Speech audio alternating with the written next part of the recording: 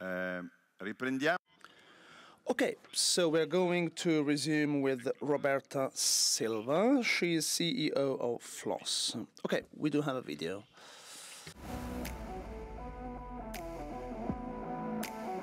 Magari in particolare più importante di tutto l'oggetto è magari il suono di questo interruttore.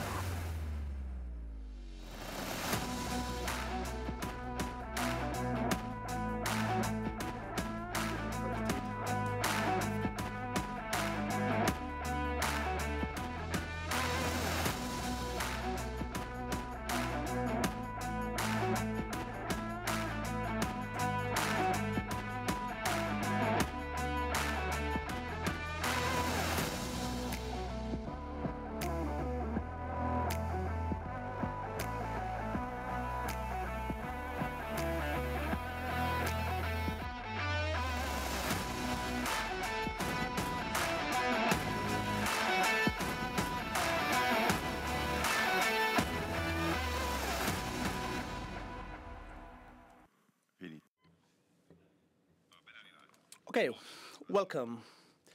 So,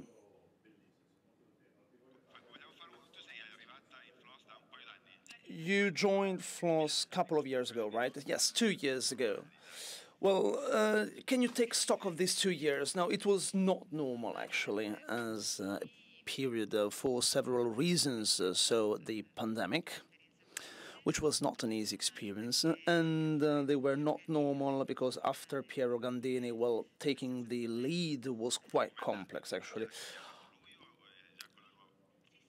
Well, did he call you? Yes, I was called by him and by the fund, so he was looking for a new CEO for the company.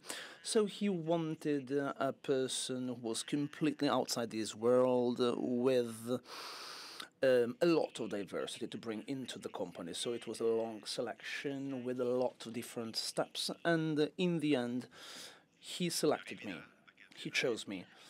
Well, where do you come from? I come from Bowser Consumer. Well, I worked for 20 years in the food sector with cluster fast-moving consumer goods, and then 9 years at Bose Consumer Electronics, and then I joined design. Yes, it was a long way, a long journey. Well, he called me and he said, I'm going to leave this company, so I was alone. And then I became the CEO of Floss. You didn't have any historical guide, let's say. And it was not easy to enter the company without a guide. No, not at all. It was, to some extent, also difficult, but also easier in a way, because the team was really, really experienced. Piero was very good at selecting people.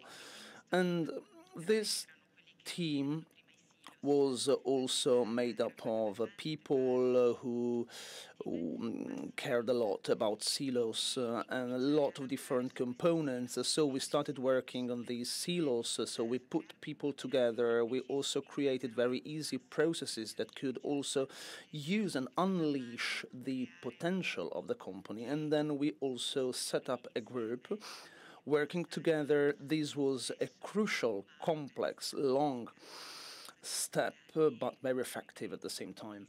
So after 2 years, we achieved a very ambitious and good result. So the approach was different, right? Yes, the business model is different, completely different. And people, do they get well on with you? Yes, I think so. I mean, we will ask them later. Yeah, there is a good climate, actually, and atmosphere. Well, as far as the market is concerned, this is an excellent magic moment, right? How are you going through the market? What are you doing concretely? Well, the market is excellent. It was excellent last year for the residential sector because there was a boom in the second half of the year. And then it slowed down for contract commercial part, which is more linked to hospitality, to workspace, and also fashion or retail. So there was a kind of setback, a downturn. So Floss is based 50% residential and fashion. So it was very good in the second part, and the contract part suffered a little bit more. So there were quite significant issues. Well, we were at a turning point from the point of view of the business model. So we were no longer focused on a centralized way of working. There was a local dimension coming into play with very solid and stronger relationships. Well, you are talking about branches, commercial branches, right? Yes, actually. And we started working day by day, and we laid the foundations, and now the residential sector is doing quite well, but also the rest of the world and the sector is quite powerful now. So we have different upcoming trends that have an amplifying effect as well.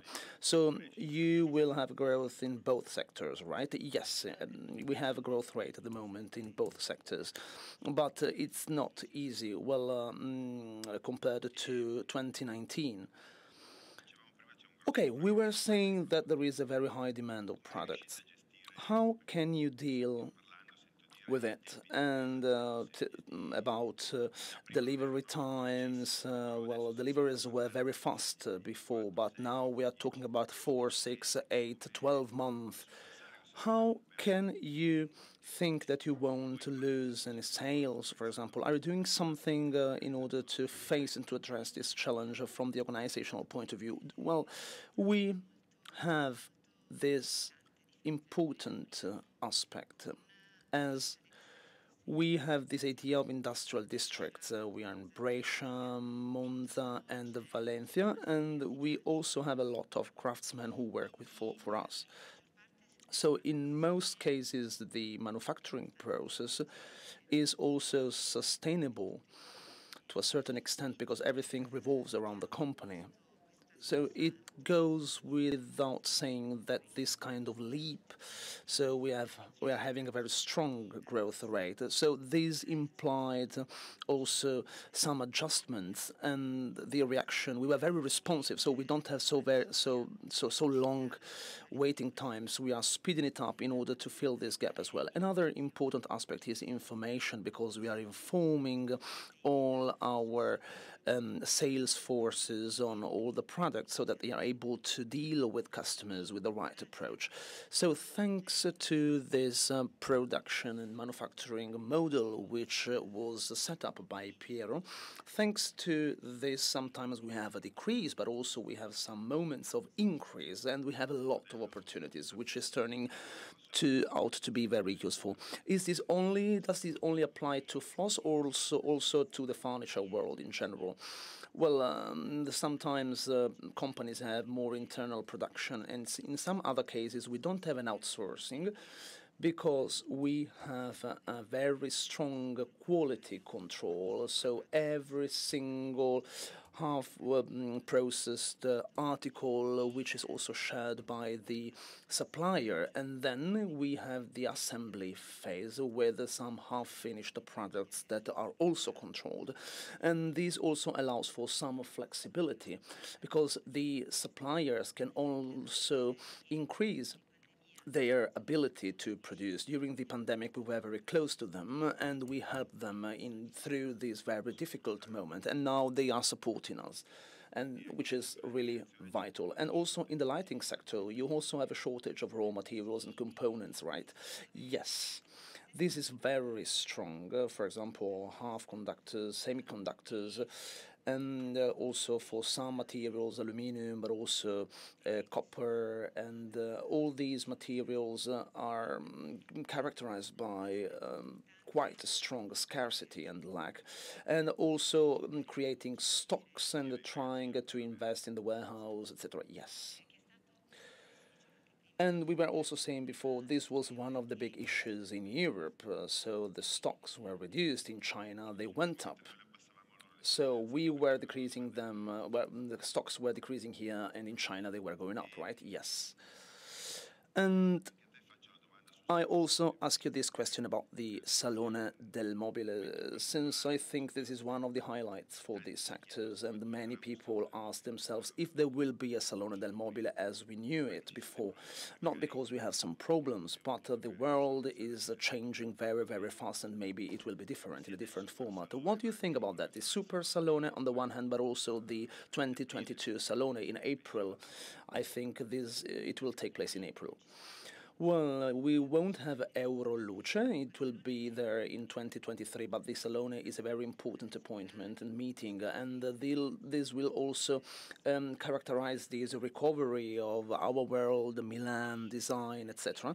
And we will also have an important event linked to the opening of a studio. This will be a very important event, the studio in Copenhagen. Yeah, there will be a second one in Milan, right? Yes, exactly. And we will also have some important events attracting a lot of people, from foreign countries. Even if we had a pandemic, and so Italian design will be at the core, at the center of our project. As far as Salone is concerned, this is very important. This is sure, but we also need a paradigm shift because I am member of Assoluce together with Carlo Urbinati, and we created a negotiation table to make progresses in this concept. But we have to give it a boost in a specific direction. You already have some ideas in the pipeline. Yes, there are some ideas underway concerning the lighting sector, and thanks to these ideas, we can create the trade show for lighting fixtures. So we want to work together with the Salone in order to focus on the central role of Milan. So Milan is even prouder, yes, even stronger.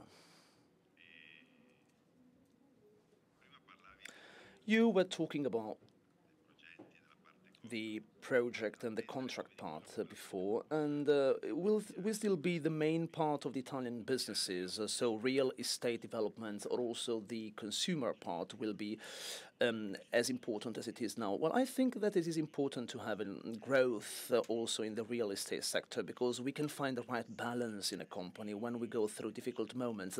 And this is something where we are having experience in a great growth. Well, I come from another sector, from other sectors, and the online and offline world, this kind of virtual world has a great potential, and we want to unleash this potential.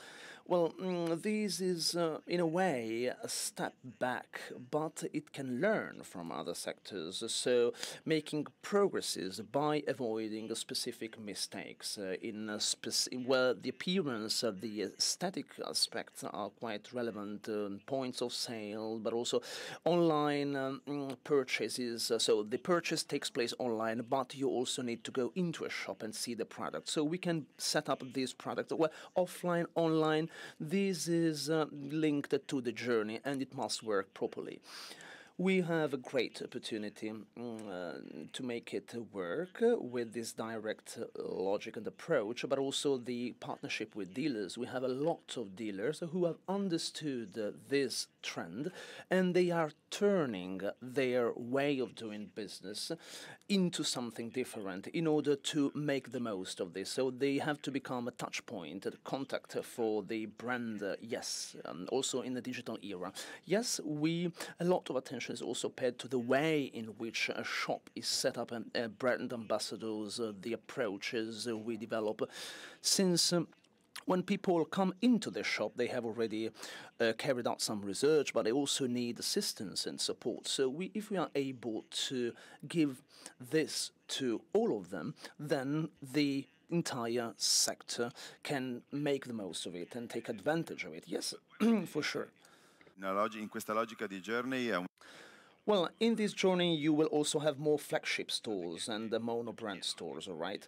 Yes, also taking a look at fashion industry and also important brands, so direct channels, 50, 60, 80 or 100% of the turnover.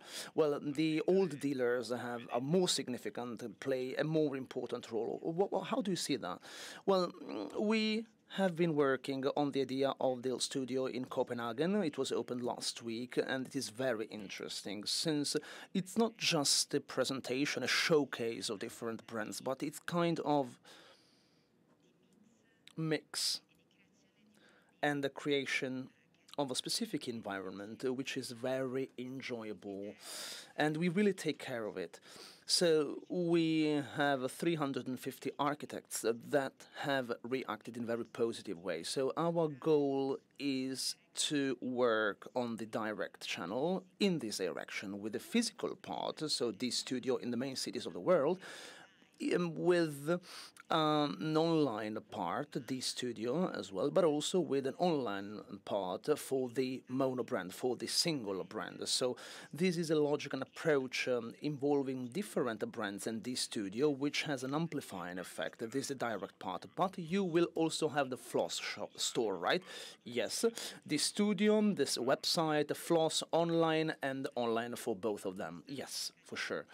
So this different multi-level approach. On the other hand, we will also have an important collaboration with dealers, so even stronger, with a view to strengthening our experience, physical experience, digital experience, and then we also have the Roman experience. And this is something we have forgot in this period, but this is what brings everything together, what is very important in the decision-making process. Well, Max was saying about that. Well, when it comes to light, in fixtures and fittings, we need some help. It is not an easy choice. We also have to understand what we should do, so what kind of approach most suits our needs. So we have to work online, offline. We were talking before to Matteo and Matteo, so the idea of having a video support with chats, etc., in order to help the customer in this conversion. So we have a lot of different touch points. It's not just about something that takes place on the spot, like something that needs to be bought.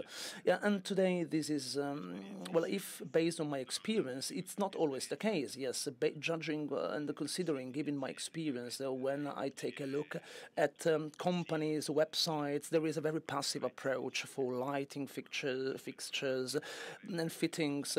When it comes to having a practical information to make a choice, it's not that easy, all right? Yes, this is our direction, our way of doing things. So we are working on e-commerce, on the digital tools, CRM, B2B, B2C. This is our approach, our modus operandi, in order to enrich and to provide a service. Another question, we speak a lot about sustainability in the lighting sector. There was development, LED, with a reduction, a significant reduction of consumption of power. But what is the challenge you have to address today when it comes to lighting? Since there is always some room for improvement.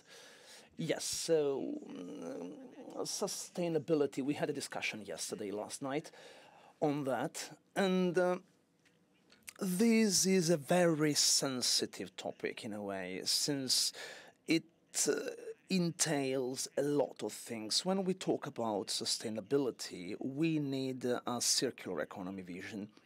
So less waste, more recycled materials, so circular economy. And this goes through the entire process, what we have been doing for the new products, and then we also have a work on the existing products. So how can we conceive and design a product?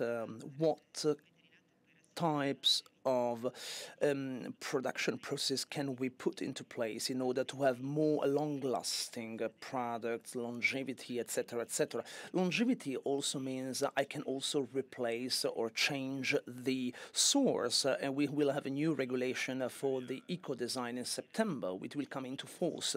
And these are very capital, very crucial issues, or also designing a product thinking about the end of life, so dismantle, disassemble, dismount, and also recycling all the materials with a new recyclable way.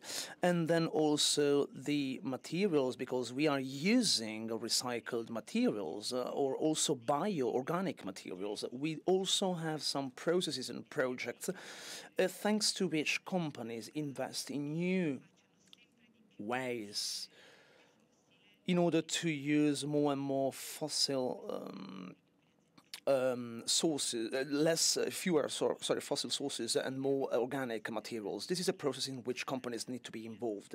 This is very crucial because sustainability also means what does light mean for a person. So at the beginning, LED was quite painful for people, and now it is becoming more and more comfortable for people, so it can be very advantageous. We have a lot of assets rather than drawbacks, and this is a very relevant aspect. And then we also have other important aspects: circular economy, transportation, etc., etc. So the more I recycle, the less the environmental impact is.